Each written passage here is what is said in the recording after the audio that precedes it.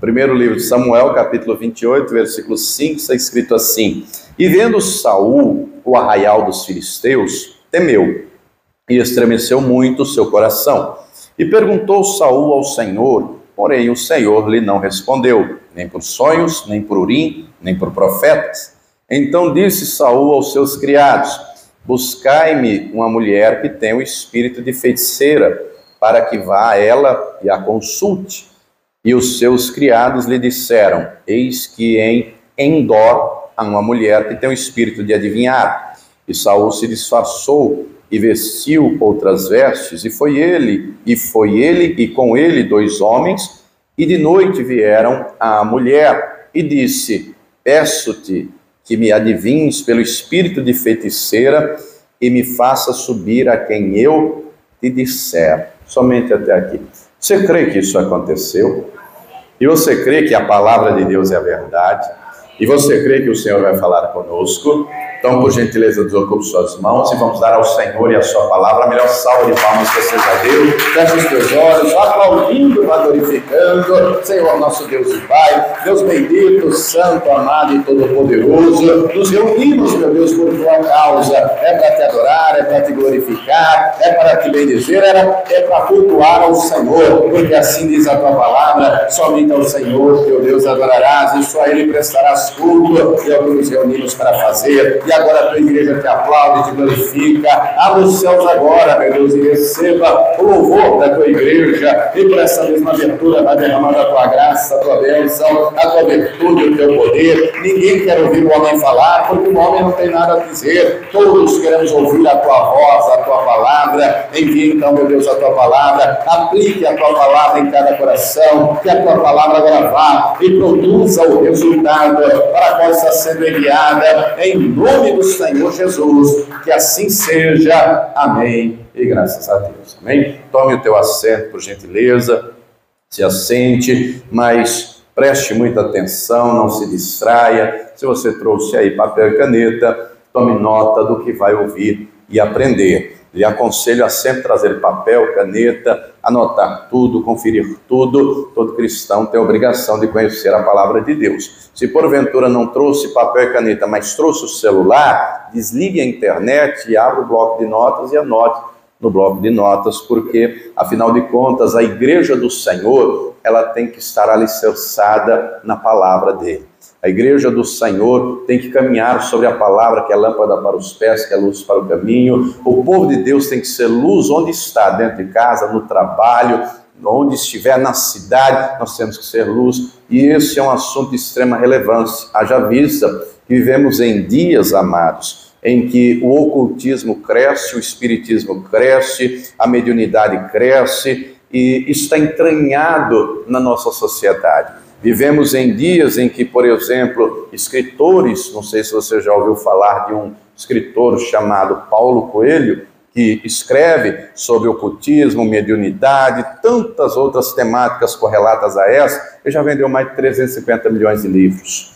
Já escreveu livros, publicou livros em mais de 170 países. Vivemos em dias em que esse assunto, vemos aí nas ruas, ou você nunca viu um poste escrito joga-se búzios, tarô, cartas, né? Ou você nunca presenciou uma cigana lendo mão e tantas outras coisas correlatas a isso. Vivemos em dias em que isso é amplamente divulgado, por exemplo, pela mídia.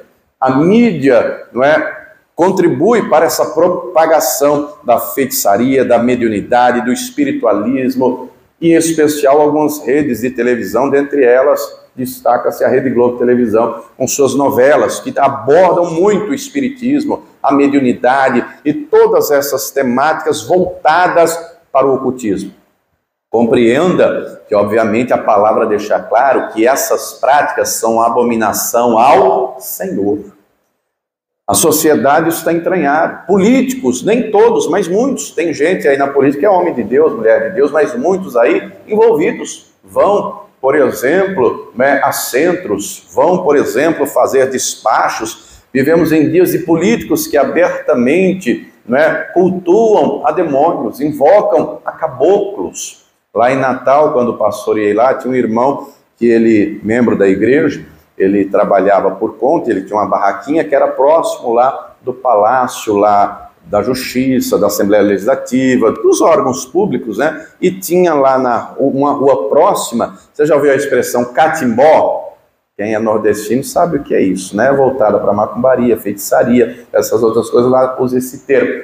E ele contava que direto estava lá a governadora, político A, político B, não é? Muitos aí, mas não só políticos, artistas, cantores, jogadores de futebol. Então, queridos, é importantíssimo que o povo de Deus conheça a luz do Evangelho, conheça a palavra, para que tenha ela guardada no coração, para que seja sal, para que seja luz, para que seja a diferença. A luz do Evangelho tem que resplandecer no nosso entendimento. Então, aqui analisando essa escritura, e hoje nós vamos no capítulo 28, não é? Que relata o texto, nós vamos, não é, estudar mais aprofundadamente.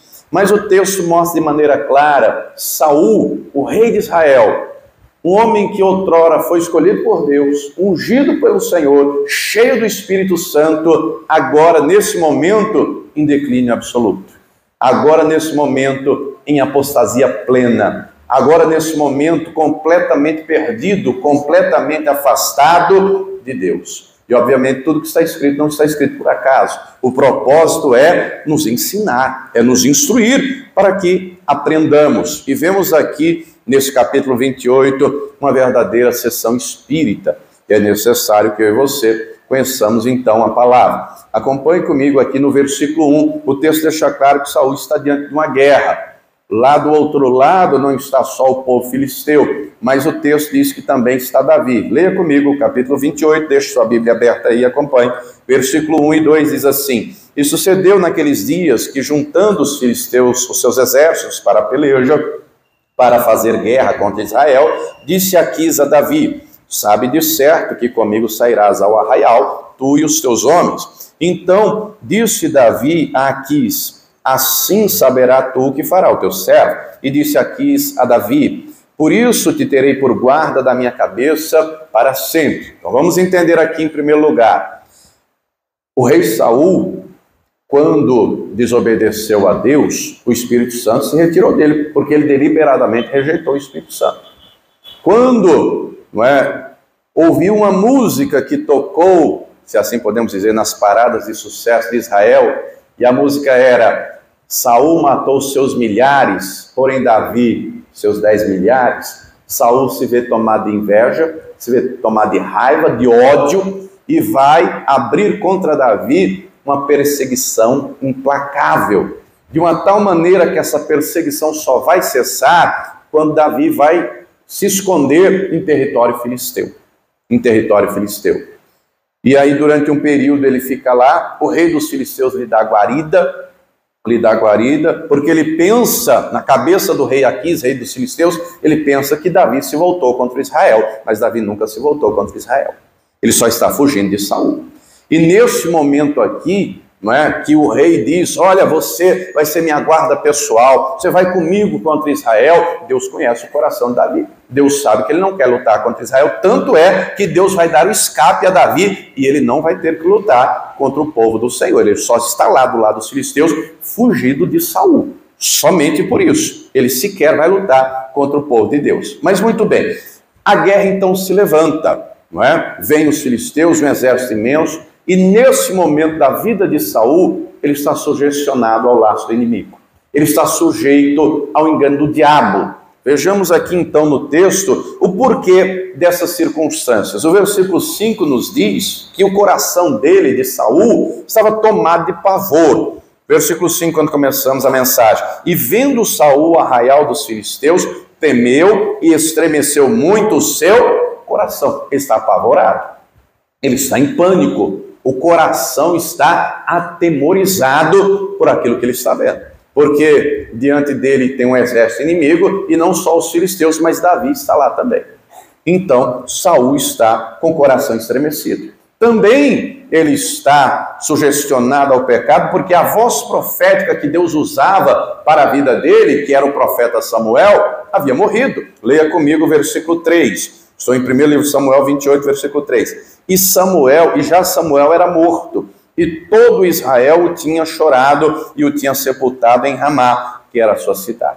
Samuel, amados, é um homem de Deus que do início ao final da vida, ele ouve a voz do Senhor. É um homem temente, é um homem fiel, é um homem de oração, é um homem que é irrepreensível diante de Deus. É um homem que lá no capítulo 12, quando ele unge Saul rei, ele convoca todo o povo e ele diz: quem aqui tem isso para falar a meu respeito? A quem eu roubei? A quem eu enganei? De quem eu tomei o boi? De quem eu tomei o jumento? De quem eu aceitei suborno? E todo o povo em uma só voz disse: em nada você nos tem defraudado.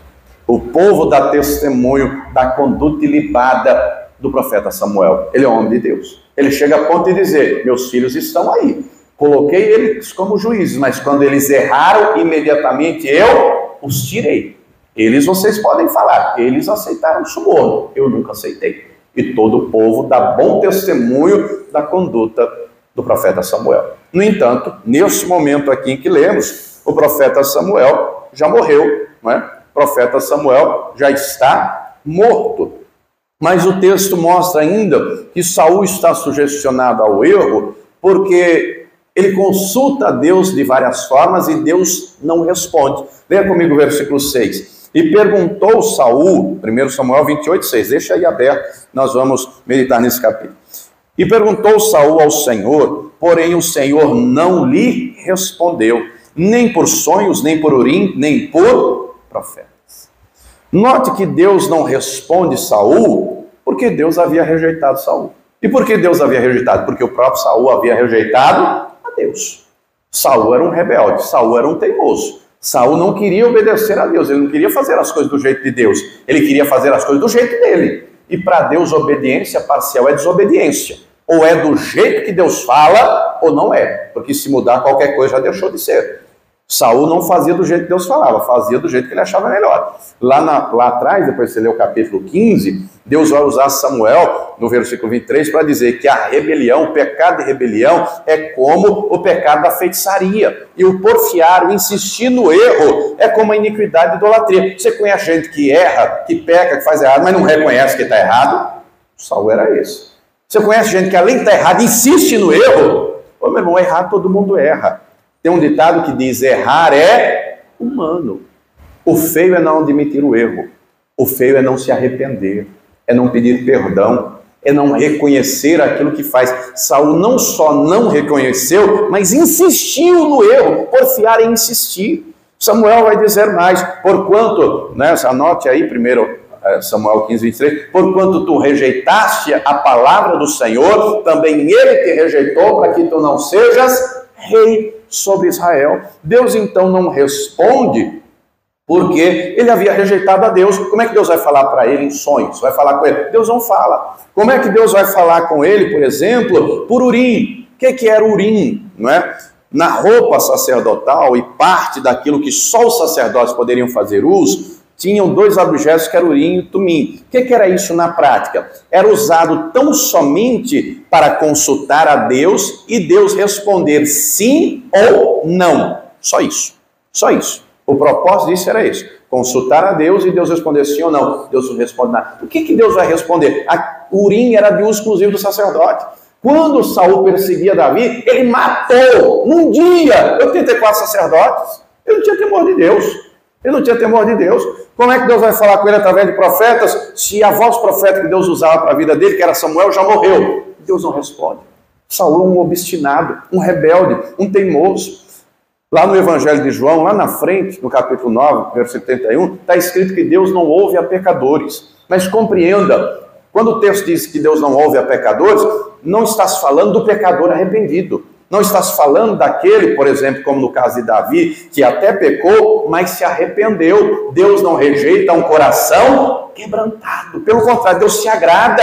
A palavra diz: aquele que confessa a transgressão e deixa, alcança misericórdia. Mas o que encobre nunca prosperará. Provérbio 28, 13. Então Deus se agrada no coração quebrantado. Senhor, fui eu que fiz, fui eu que pequei, fui eu que errei. Deus perdoa. Quem está entendendo a glória a Deus? Agora, o pecador que Deus não ouve é o obstinado, é o teimoso, é aquele que sequer admite o próprio erro. É por isso que Deus não responde a Saul. Ou que ele tome cuidado. Tome cuidado para você não se ver na situação de Saul, que é uma situação trágica. Tome cuidado com isso, tudo está escrito para nos alertar. Então, ele vê a guerra iminente. Deus não responde de maneira alguma, ele vai tomar uma atitude temerária.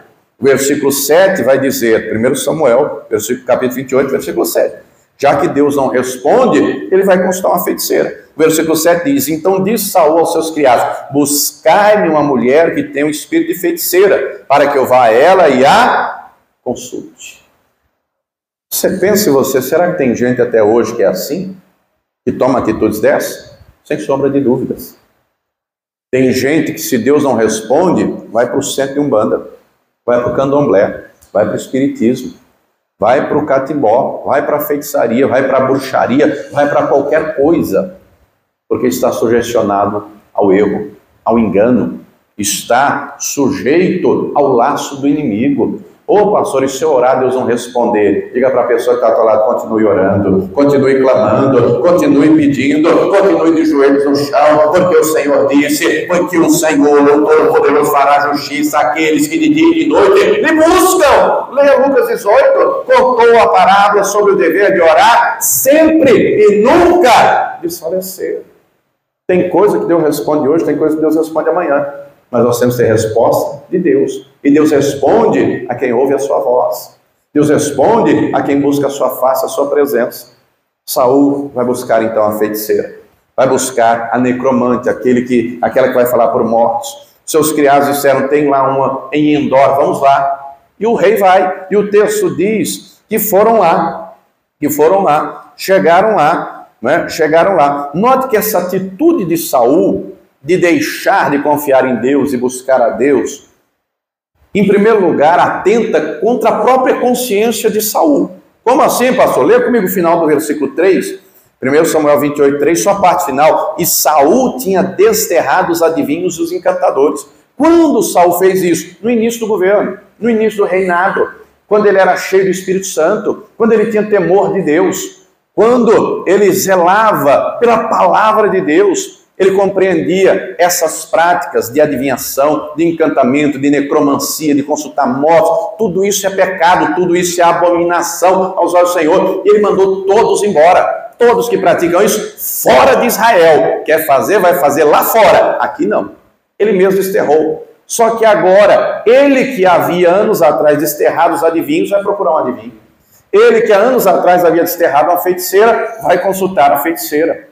Pense você consigo mesmo, será que tem gente que outrora fez votos com Deus de fidelidade, de perseverança e quebra, e não compreende, não segue, não faz? Mas ele não atenta só contra a sua própria consciência, ele atenta também contra o Todo-Poderoso, contra a palavra de Deus, porque estava escrito lá no livro de Deuteronômio, depois você lê o capítulo 18, versículos 9 em diante, que Deus deixa claro todas essas práticas, e Deus vai trazer uma série de práticas que é abominação. Aí Deus vai falar, né, de gente que passa o filho pelo fogo, Deus vai falar de adivinhador, prognosticador, agoreiro, feiticeiro, encantador de encantamento, que escute, que consulte espírito adivinhante, necromante, que consulte mortos. Deus vai dizer, todas essas práticas são abominação. Pense você consigo mesmo, será que tem essas práticas nos nossos dias? Será que nos nossos dias tem gente que vê bola de cristal? Pense você. Será que nos nossos dias tem gente que lê mão, que lê carta, que usa búzios, que usa tarô? Isso acontece, não é de hoje. Nos tempos de Moisés, queridos, de lá para cá, estamos falando de coisas que têm 3.500 anos. Práticas que continuam até hoje. E hoje são propagadas e transmitidas na televisão, na internet, estão aí, ó, a olhos nus, só não vê quem não quer. Mas leia comigo, vai lá comigo rapidamente, em Isaías 8. Isaías 8, eu quero ler só os versículos 19 e 20. O texto diz assim, Isaías 8, 19. Quando vos disserem, consultai os que têm espíritos familiares e os adivinhos que chilreiam e murmuram entre os dentes, não correrá um povo ao seu Deus? A favor dos vivos, interrogar-se-ão os mortos? Olha só, duas perguntas. Em seguida, o versículo 20 traz a resposta, que é uma exclamação. O povo, ao invés de consultar, o povo não vai recorrer a Deus? É uma pergunta. A favor dos vivos, vai se interrogar mortos? Aí vem a resposta: para a lei e ao testemunho. Se a lei e o testemunho, se eles não falarem segundo a palavra, não verão a alva, não vai ver o dia seguinte, vai morrer. Ou seja, diante de uma circunstância não se tem que consultar a morte. Isso é proibido. Diga para a pessoa que está lá: você pode consultar a palavra de Deus, você pode consultar a palavra do Senhor, que ela vai ter resposta para você em tudo que você estiver vivendo ou viverá. A palavra de Deus tem ensino, tem instrução, tem orientação. Note então que o versículo 19 fala de espíritos familiares. Fala não só aqui no sentido de alguém de família, porque quando se vai aí no espiritismo, o espírito, a entidade, usa a boca do médium para falar com a voz do falecido, que é o que vai acontecer aqui, para usar a voz do falecido, para seduzir a pessoa, para enganá-la, Deus nos manda ser fiéis à palavra dele. Mas volte lá comigo, 1 Samuel 28, volte lá comigo, 1 Samuel 28, agora no versículo 8. Ele se dispõe então a ir com seus servos lá em Endor. E o versículo 8 diz: e Saul se disfarçou e vestiu outras vestes. Ele tira a veste real, a roupa de rei, e ele coloca uma roupa comum, uma roupa de homem comum. Só que tem um detalhe: como é que ele vai se disfarçar se ele tem um detalhe que os demais homens não têm? Qual, pastor? Do ombro para cima ele é o mais alto. Como é que ele vai se disfarçar? Todos conhecem ele, todos sabem quem ele é. Todos sabem que o homem mais alto de Israel é Saul. Como é que ele se disfarça? Diz ainda o versículo 8 que eles foram à noite. Eles não foram à luz do dia, porque ele queria que ninguém soubesse. Ele não queria que ninguém visse. Ele queria que fosse algo oculto. Se você tiver uma caneta, anote do lado, João capítulo 3, versículo 17 em diante. Jesus deixa claro que veio ao mundo não para condenar, mas para salvar. Mas ele diz em seguida: e a condenação é esta, que a luz veio ao mundo e os homens amaram mais as trevas do que a luz, porque as suas obras eram más. Ele vai na calada da noite, onde ninguém está vendo. Ele vai na calada da noite, porque dentro dele já não tem mais luz nenhuma. A luz do Espírito Santo não já brilha mais dentro dele, não. A luz da palavra já não brilha mais dentro dele.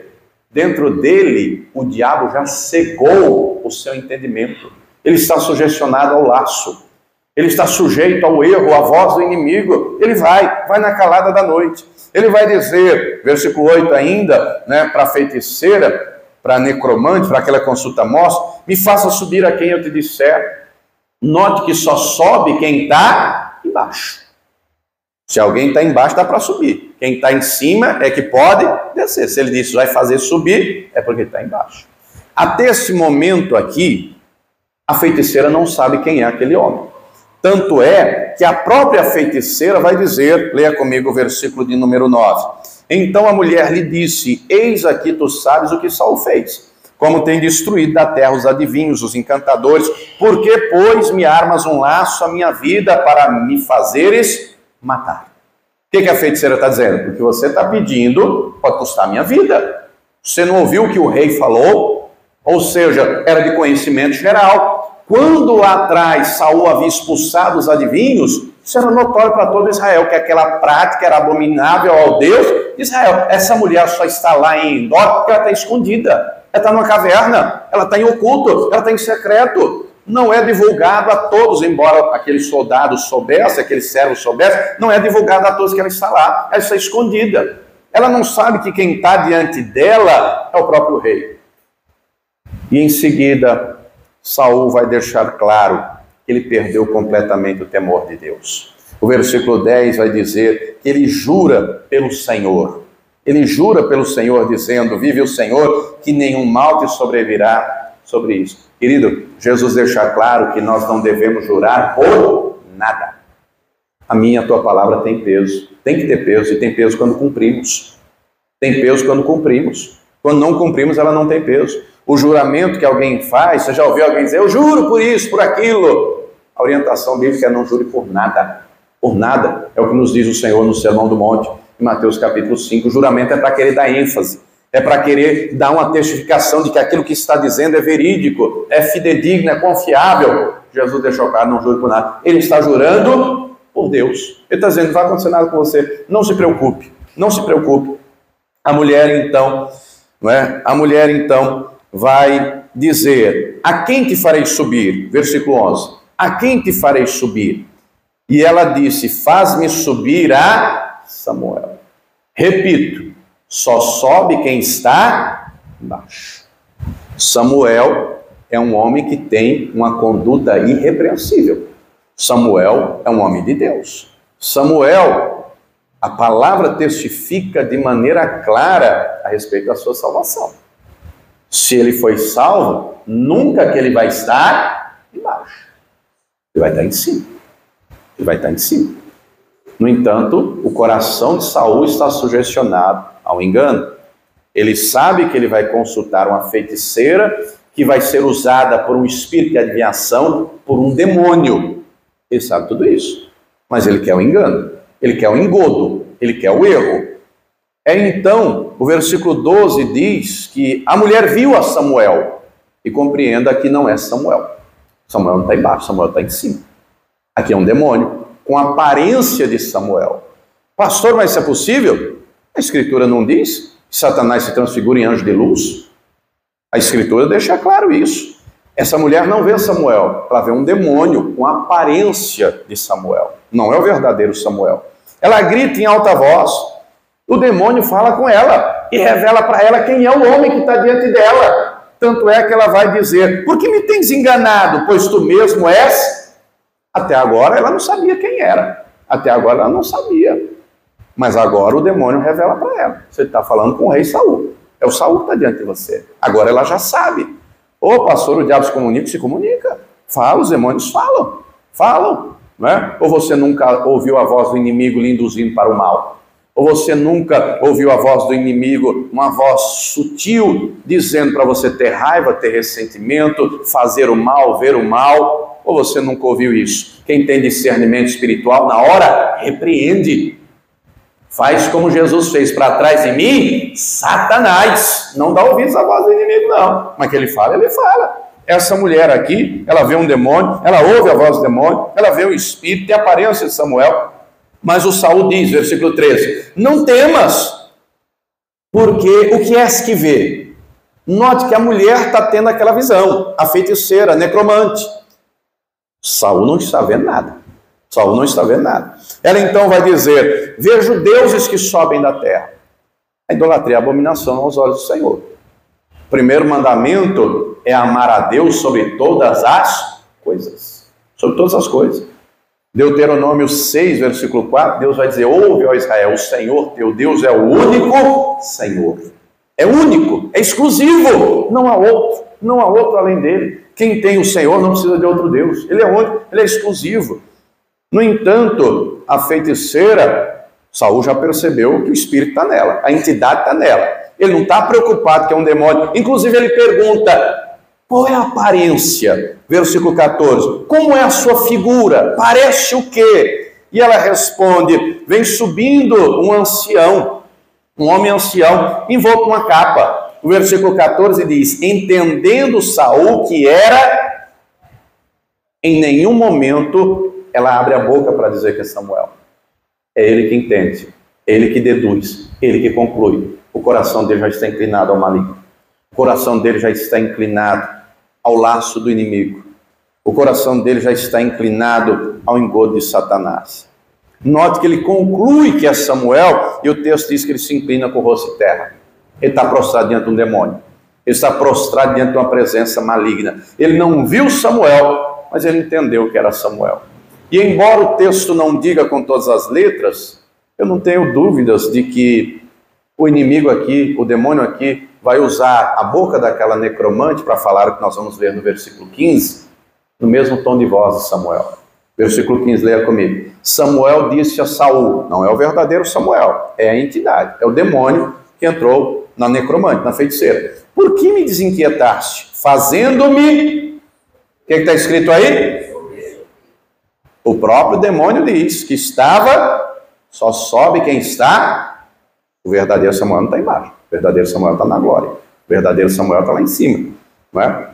Aí o Saul vai responder: muito angustiado estou, porque os filisteus guerreiam contra mim. e Deus se tem desviado de mim e não me responde mais, nem pelo ministério dos profetas, nem por sonhos.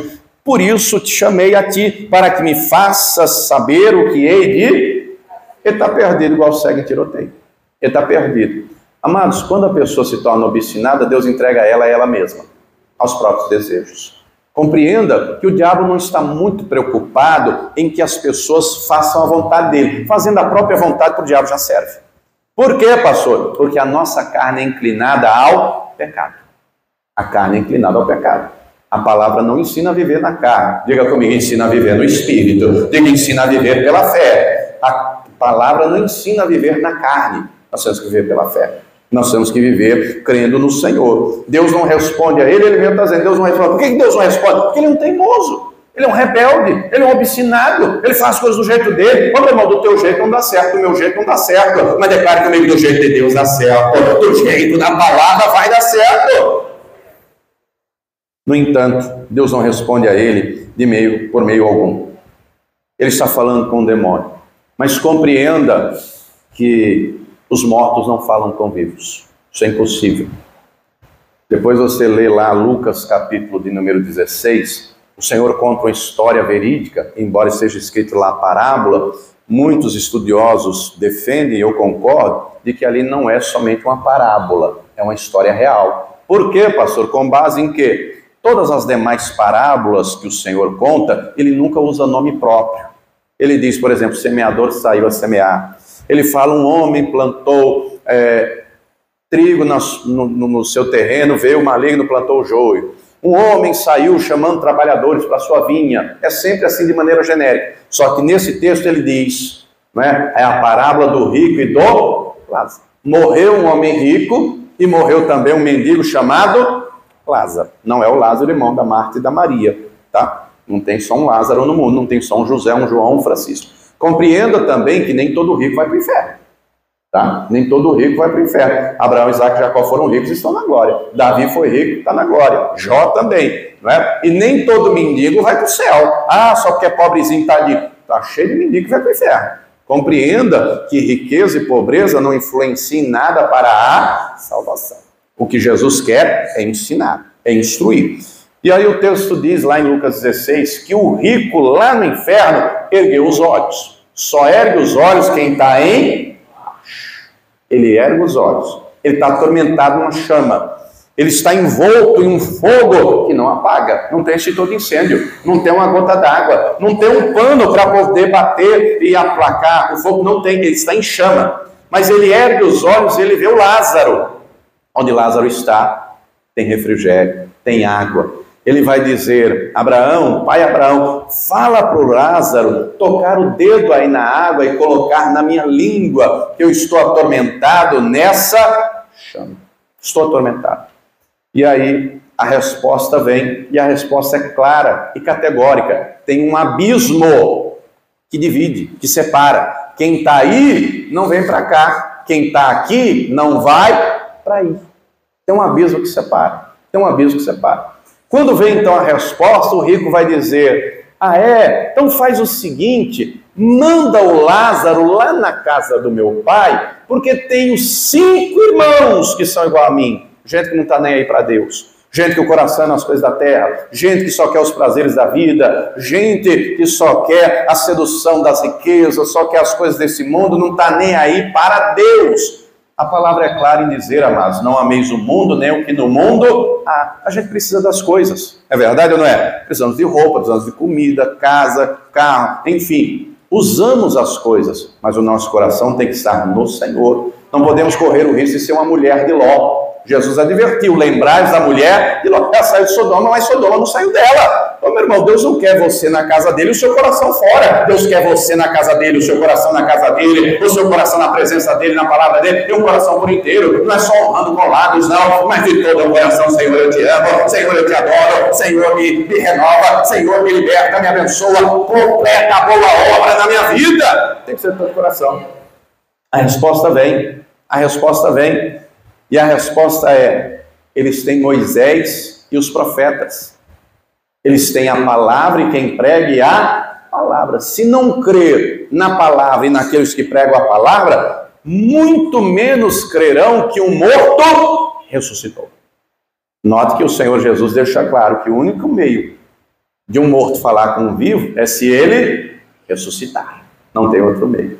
E queridos, tem um que nós podemos falar. Diga comigo, o nome dele é Jesus Cristo. Ele morreu, mas ele não permaneceu morto. Ao terceiro dia ele ressuscitou.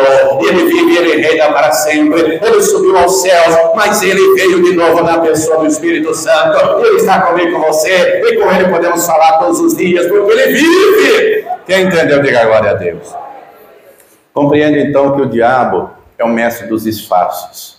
O diabo é o pai da mentira, se transfigura em anjo de luz. Se possível fora, enganaria até os escolhidos de Deus. Mas não engana por quê? Porque quem é do Senhor conhece a verdade da palavra. Quem é do Senhor não se deixa ser enganado. Aqui mesmo, no versículo, está aí comigo ainda, 1 Samuel 28, versículo 16. Então disse o suposto Samuel, a entidade, o demônio, usando a boca da feiticeira: por que, pois, a mim me perguntas, visto que o Senhor te tem desamparado e se tem feito teu inimigo? Note que o diabo é tão sujo que ele usa um pouco de verdade misturado na mentira. A Escritura é clara em dizer que um pouquinho de fermento leveda toda a massa. Olha o que ele vai dizer, versículo 17. Porque o Senhor te tem feito para contigo como pela minha boca disse. Olha que mentira, não é o verdadeiro Samuel, é um demônio. E o Senhor tem rasgado o reino da tua mão e tem dado ao teu companheiro Davi. Como tu não deste ouvidos à voz do Senhor e não executaste o fervor da sua ira contra Amaleque, por isso o Senhor te fez isso hoje. O diabo está dizendo a verdade? Está citando o que aconteceu lá no capítulo 15. O verdadeiro Samuel disse todas essas palavras a Saul. Só que o diabo cita esse trecho aqui para enganar o Saul, para enganar, porque ele está sugestionado ao engano, o coração dele está voltado ao pecado. Mas o diabo diz mais, versículo 19: e o Senhor entregará também a Israel contigo na mão dos filisteus, e amanhã tu e teus filhos estareis comigo, e o arraial de Israel o Senhor entregará na mão dos filisteus. Olha o que o demônio vai dizer, que o espírito imundo vai dizer: você vai morrer.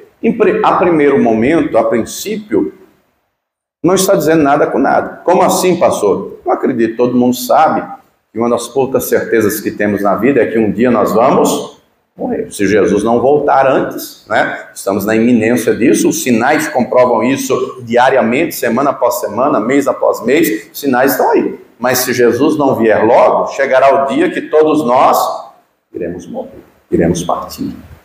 A palavra diz de maneira clara, Salmo 116, 15, agradável é a vista do Senhor a morte dos seus santos. O cristão não tem medo de morrer não, porque sabe para onde vai. Tem medo de morrer quem não sabe para onde vai. Quem não sabe para onde vai tem medo de morrer. Para quem é salvo não tem medo de morrer não. Diz como Paulo disse, morrer para mim é lucro. Eu sei que tenho crido, estou certo, ele é poderoso. Quem sabe para onde vai, pode abrir a boca e dizer: acabei a carreira, combati o bom combate, guardei a fé, desde já me está reservada na coroa da justiça, não somente a mim, mas a todos que amam a vinda do Senhor. Sabe para onde vai, sabe quem tem crido.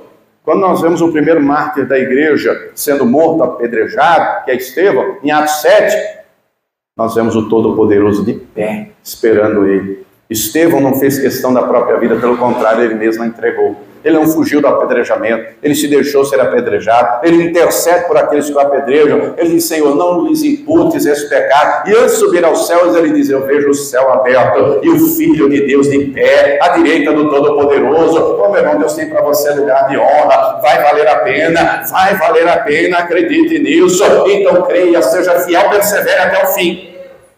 No entanto, se você pode pensar: pastor, mas esse amanhã pode ser o dia imediatamente depois de hoje. Também não vai acontecer, porque estamos lendo o capítulo 28, Saul só vai morrer no capítulo 31, alguns dias depois, que a batalha de fato vai acontecer. O diabo também disse: todos os seus filhos, mas não morrem todos os filhos de Saul naquela batalha, morrem 3. Vai morrer, né, os filhos de Saul, vão morrer ali o Jonatas, o Abinadab, o Malquissua. No entanto, não vai morrer o Esbocete, que vai ser o próximo rei em lugar de Saul, que o Abner, general, vai colocar. Não morre os filhos da concubina Rispa, que ele teve 2 filhos com a concubina.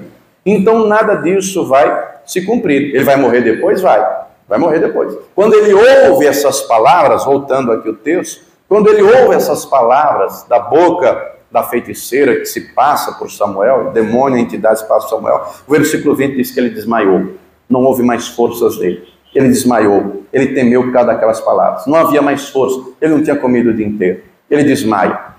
A feiticeira então vai lá, prepara um alimento para ele, prepara pão para ele. O texto diz, leia comigo o versículo 20, só a segunda parte, não houve força nele, porque não tinha comido pão todo aquele dia. Ele está fraco porque ele não comeu pão. Diga para a pessoa que está do teu lado, você tem um pão poderoso. Diga, você tem um pão poderoso, que se você se alimentar dele, você nunca mais vai ter fome. Que pão é esse? Diga comigo, é Jesus Cristo. Jesus Cristo é o pão da vida. A palavra é o pão que nos alimenta, porque nem só de pão verá o homem, mas de toda a palavra que sai da boca de Deus. Ô querido, Deus tem pão para você, Deus tem palavra para você, Deus tem a água viva, que é o Espírito Santo, para regar o teu interior, para te manter de pé na fé. Ele desmaia, não tem forças, come a comida que a feiticeira dá, depois se vai embora, naquela mesma noite. Depois, lá na frente, no capítulo 31, a guerra acontece, ele está perdendo a guerra, ele vê que não tem como ganhar, ele diz ao pajem de armas, me mate, porque eu não quero que nenhum circunciso me mate. O pajem de armas tem medo, vou matar o rei, de jeito nenhum. O próprio Saul, então, pega a sua espada, coloca de pé na terra e ele mesmo se joga, ele mesmo se mata. Leia comigo, primeiro livro de Crônicas, capítulo 10, os versículos 13 e 14 nos diz o seguinte, 1 Crônicas 13 e 10, assim morreu Saul por causa da sua transgressão, que transgrediu contra o Senhor, por causa da palavra do Senhor, a qual não havia guardado, e também porque buscou a adivinhadora para consultar, e não buscou o Senhor, pelo que o matou e transferiu o reino a Davi, filho de Jessé. O texto deixa claro que Saul não buscou a Deus. Ô pastor, mas não diz lá atrás que ele buscou e Deus não respondeu? Deus queria ver nele perseverança. Só pergunto para a pessoa que está do teu lado, você tem perseverado em oração? Ou você é um Saul que se ora uma vez Deus não responde, você já desiste, você já abre mão? Você tem perseverado em oração? O texto diz que o próprio Deus diz, não buscou, não buscou. Ô meu irmão, se você orar hoje e Deus não responder, ora amanhã de novo. Se Deus não responder, ora no outro dia, ora na outra semana. Tem um monte de exemplo na Bíblia de oração que Deus respondeu no mesmo dia. Mas tem um monte de exemplo na Bíblia de gente que orou e demorou meses. E demorou anos até Deus responder. Deus dá a cada um segundo as suas obras. Deus conhece a cada coração. O tempo está na mão do Todo-Poderoso. Deus sabe o tempo certo. Deus sabe o tempo oportuno. Ô pastor, e se Deus não fez hoje, continue orando, continue acreditando, continue perseverando. Deus matou Saul por causa do pecado dele. O texto não diz que ele se arrependeu. O texto não diz que ele pediu perdão. E se não se arrependeu e não pediu perdão, como vai ter salvação? Como vai ter salvação sem arrependimento? O texto deixa claro a maneira como ele morre. Ele deixou a Deus. Só que note um detalhe, olhando lá atrás, tudo começou na desobediência. Tudo começou na rebeldia. Tudo começou quando ele insiste na rebeldia, quando ele expulsa o Espírito Santo da sua vida. O coração é tomado de raiva, de inveja de Davi, de ódio. Irmãos, o ódio é uma porta aberta no coração de uma pessoa para o diabo entrar. Ah, pastor, mas você não sabe o que me fizeram. Eu sei que se você não perdoar, segundo aos Coríntios 2:10, você vai ser vencido pelo maligno. A palavra diz, irai-vos, mas não pequeis. Não se põe só sobre a vossa ira. Não deis lugar ao diabo. A palavra diz, sujeitai-vos, pois, a Deus. Resisti ao diabo e ele fugirá de vós. Queridos, vivemos em tempos de um verdadeiro avivamento satânico. Vivemos em tempos em que as pessoas adoram ao diabo deliberadamente. Vivemos em tempos em que já tem marcha para Exu na Avenida Paulista. Vivemos em tempos em que isso é propagado pelos meios de comunicação. Vivemos em tempos em que a consulta a mortos e a espíritos adivinhantes é extremamente comum. Vivemos em tempos em que o governo, inclusive há décadas, coloca lá o jogo da Mega Sena, da loteria e tantos outros jogos. Tudo isso é proibido a mim e a você. Se você quer agradar a Deus, diga para a pessoa que está ao lado, é bom você crer. Se você quer agradar a Deus, creia na palavra. Se você quer agradar a Deus, seja fiel a Deus, seja fiel à palavra do Senhor, porque Deus não deve nada a ninguém. Deus é galardoador daquele que busca. Ô pastor, se eu estiver na luta, ore, clame, porque o Todo-Poderoso é aquele que diz, clama a mim e responder-te-ei. O Todo-Poderoso é aquele que diz, informa-me no dia da angústia, eu te livrarei, tu me glorificarás. O Todo-Poderoso é aquele que diz, eu, Senhor teu Deus, te toco pela tua mão direita e te digo, não temas que eu te ajudo. O Todo-Poderoso é aquele que nos ajuda, que é o nosso ajudador, que sustenta a nossa alma. O Todo-Poderoso é aquele que cura as nossas enfermidades, que perdoa as nossas iniquidades. O Todo-Poderoso é aquele que nos abençoa com toda sorte de bênçãos. Em Cristo já somos abençoados. Diga para a pessoa que está ao teu lado, você já está abençoado se você crê em Jesus, se você receber Jesus, se você for fiel ao Senhor. A palavra diz que Ele já nos abençoou, Efésios 3, com toda sorte de bênçãos nos lugares celestiais em Cristo. Para que essas bênçãos se tornem realidade, diga para a pessoa que está ao teu lado, você tem que ser obediente, você tem que ser fiel, que quem ouvir, a palavra afirma, quem ouvir e obedecer, as bênçãos virão e alcançarão. As bênçãos virão e alcançarão. O que lemos, o que ouvimos e o que você aprendeu, a vida de Saul, é um belo exemplo daquilo que não deve ser feito. Daquilo que não deve ser feito. Compreenda que nós já estamos na iminência do fim. Compreenda que a palavra deixa claro que no mundo nós teremos aflições. O próprio Senhor disse isso, mas Ele deixa claro, tenha bom ânimo, tenha bom ânimo. A palavra diz, não se deixe vencer pelo mal, vença o mal com o bem, vença o mal com o bem, vença o mal com o bem. Nós temos que nos encher a cada dia do Espírito Santo. Os demônios estão aí aos montes, aos montes. A palavra diz que assim seria. Nós estamos na iminência do fim, mas Deus tem um povo fiel. Deus tem uma igreja zelosa. Deus tem uma igreja que é triunfante, é vencedora, cujas portas do inferno não prevalecerão. Agora a questão é, você faz parte dessa igreja? Ô pastor, mas eu sou do rol de membros da Paz e Vida de Carapicuíba. Ô querido, você não tem que ser membro só da Paz e Vida de Carapicuíba, você tem que ser da igreja de Jesus. Denominações tem aos montes. Estatutos e CNPJs tem que ter, porque a lei brasileira diz, está lá na parede do nosso CNPJ. O Senhor não fundou denominações. Ele usou homens para fundá-las e tem montes. Jesus fundou a igreja. Ele só tem uma igreja. A igreja dele é vencedora. A igreja dele é triunfante. A igreja dele é coluna e firmeza da verdade. A igreja dele, diante da luta, não recua. Mas diante da luta vai para cima com fé, crendo. O Senhor é comigo. Maior é o Senhor que está comigo do que aquele que está no mundo. Maior é o Todo-Poderoso. E ora, e clama, e jejua, e busca, e obedece, e persevera, e vence. E testemunha. O Senhor é bom. O Senhor é fiel. O Senhor é poderoso. E vence nessa terra. E principalmente não tira os olhos da eternidade. Entendeu? Diga agora a Deus. Se coloque de pé, por gentileza. Nós vamos clamar ao Senhor. Nós vamos orar ao Todo-Poderoso. Eu não sei quais são as lutas que você enfrenta, quem sabe é você. Quem sabe, como diz o ditado, onde o sapato aperta, é você. Quem sabe as lágrimas que derrama, é você. Quem sabe as noites mal dormidas, é você. Quem sabe as angústias e ansiedades do coração, é você. Deus quer ouvir a sua oração. Deus quer trazer refrigério à sua alma. Ele é o bom pastor. Ele que cuida de nós. Ele não nos lança fora. A orientação é chegai-vos a Deus e Ele se chegará. Nós temos que nos chegar ao Senhor. Pelo novo e vivo caminho que Ele mesmo nos preparou pelo sangue de Jesus.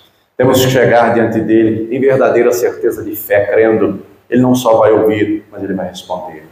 Porque a palavra dEle afirma que o ouvido dEle não está agravado. Desde que haja um coração quebrantado, um coração sincero, um coração que o busca, desde que haja disposição de buscá-lo sinceramente, verdadeiramente.